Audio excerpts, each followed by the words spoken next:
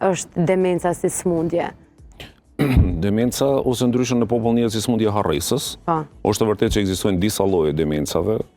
Ekzistojnë demenca më e shpesh që është në botë është demenca smundja Alzheimerit. Besoj që i kanë dëgjuar të gjithë. Smundja Alzheimerit edhe llojet e tjera të demencave të cilat i flasim ndërkohë. Po do të ndola aty të shpeshtësia që thotë edhe ju që kohëve të fundit është më e shprehur, thjesht më e shpesh demenca. Janë shumë faktorë që kanë ndiku, po mbi të gjitha është në Kosovë, çka ka ndiku në këto në bazë asaj që kemi mujt me vërejt, është rritja e jetëgjatësisë. Rritja e jetëgjatësisë? Na e dim, ne jemi dëshmitarë që njerëzit në Kosovë kanë jetuar shumë më shkurt. Edhe një prej faktorëve të rrezikut të shfaqjes së demencës është mosha.